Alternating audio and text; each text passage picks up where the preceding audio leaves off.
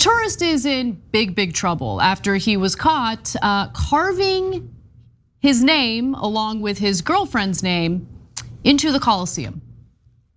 But why? Why do they do this? Yeah. And you know what? I hope the Italian authorities throw the book at him. Okay, let's watch.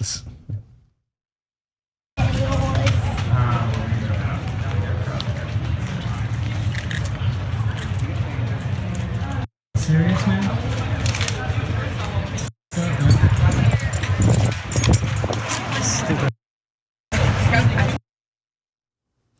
I love the guy filming the perpetrator here is like, seriously? It's like, no, he seems pretty proud of what he's doing here. Yeah. So the culture minister for Italy shared now viral footage of the incident to Twitter just a few weeks ago. The gentleman doing the carving ended up getting caught.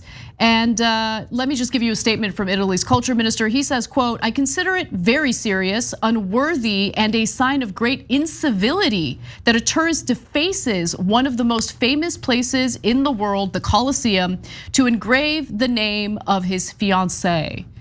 Now, they did identify the guy. They did find him eventually. He is 27-year-old Ivan Dimitrov. And he lives in Belgium, no, Bristol, my bad. He lives in Bristol. The Guardian reported that it took 5 days for the police to find him. And he was in fact traced by the Italian police to England. And I've got a lot to say about it, but do you know what the maximum penalty is? You know what, actually I don't. What is the maximum penalty? I think it's 5 years and yeah, here it is. Dimitrov could face up to $16,000 in fines and 5 years in prison. And so it's funny you said those exact words because normally Anna runs a production meeting because she's the executive producer of the show, so she makes the decisions, etc. But today she had a meeting, and so when we discussed this in the production meeting, I said, quote, "They should throw the book at him." Yes. Okay. Yeah, come on, man. So like word for word, I said the same exact thing and not knowing that that's what you were thinking. And maybe we're good partners, huh? So anyways, in this case though, not 5 years. 5 years. No. Listen. Listen. Listen. If this was just any old property, right? Like, and you shouldn't deface people's property. Okay, let's just get that out of the way. However, I would not call for prison time for that. This though is different. It's the freaking Colosseum, thousands of years old. I hear you. How about you don't do that? Like, listen, I get that he's a young guy, but he ain't that young. You're 27 years old. Like, what are you doing? Yeah. So, well, I got a question for you on that too. There's just no respect for history. None. No respect. So look, $16,000 fine is pretty heavy fine. I don't think I'm gonna put somebody in prison for it, but maybe, okay? And so now, let me give you both sides. 5 years. The reason why I said throw the book at him in the morning, before I found out it was a 5-year prison sentence, is because there's a little bit of Taliban to it, right? And I know that people who deface stuff like that don't think that they're the Taliban, but the Taliban destroyed historical artifacts. Yeah, disgusting. And it's, yeah, we can't get those back. We can't get them back. And once you did it, it's too late, right? Now, this is not the same because he didn't destroy the entire Colosseum, but he's defacing it in a terrible way, right? So brazen about it too. Look at him, so proud of himself. And when he does that, the other problem, of course, as you all know, is that it encourages others to do that. And next thing you know, everybody's carving up the Colosseum. Have you ever come across a big, beautiful tree that has been defaced by morons carving into it? Yes, many times, yes. Yeah, that infuriates me too. I wouldn't call for a 5-year prison sentence, but like, what are these people doing? Why? Okay. No one cares about you. I'm gonna come No back. one cares to see your name carved anywhere. Okay, I'm gonna come back to the irony of this story in a second, and there is a hidden irony here. But is there any part of you that if someone that you love did that for you because they cared so much about you and they wanted to say, here's me loving Anna and I'm gonna write it on the Colosseum. Just take out the trash, baby, I'll be happy. So you don't have to bother doing any of this. Just literally take out the trash. Gases up my car every Monday, so I have a full tank for the week. That to me communicates true love. Carving my name into a building is lame, not into it. Okay, 0%. Fair. So here's the hidden irony. They're like, this Colosseum is sacrosanct, okay? I cannot believe you would deface people here. I mean, this is the place where we fed the Christians to the lions, and we would bring in people that would murder each other for entertainment, and everybody would love it. So many people have been murdered here just so that other people could kind of laugh at it.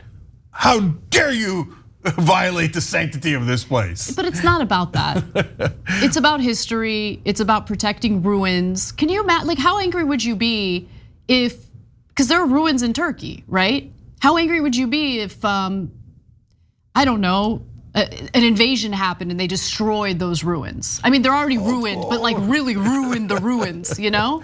No, of course. That's why my instinct was throw the book at him. And so I'm just noting the irony. That doesn't mean you should deface the Colosseum. That's mental, okay?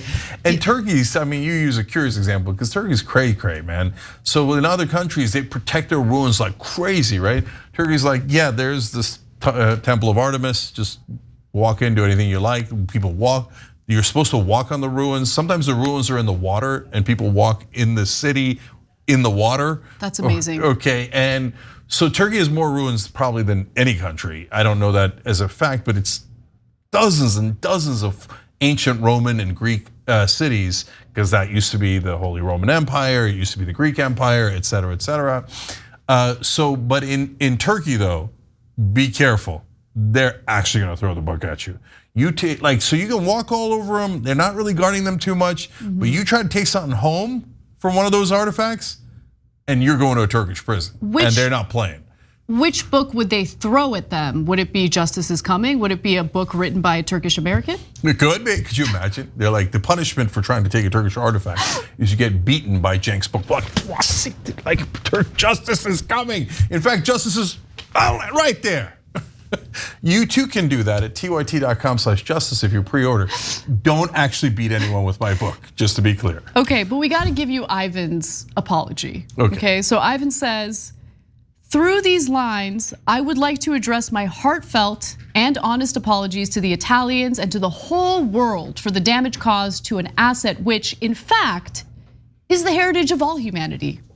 He continues to say, yeah, so that was his apology, but Dimitrov also said in his letter, his apology letter, that he wasn't aware of the ancient monument's age or the seriousness of the deed committed. Sorry, I had death on my mind after your spiel about Christians being fed to the lions.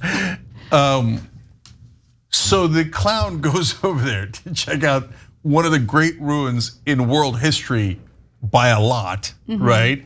Doesn't bother to figure out, oh dude, it turns out it's really old. I didn't even figure that out. Because he was too busy carving his girlfriend's name into the place. It makes me feel a little better that like it's not unique to America that you have people who don't have an appreciation like for history and. Oh, of course, Are you kidding me? I mean, guys. Way to go, UK, way to go. Sometimes we're the ugly Americans, but don't worry. Other countries have plenty of ignorant folks as well. Keep it real.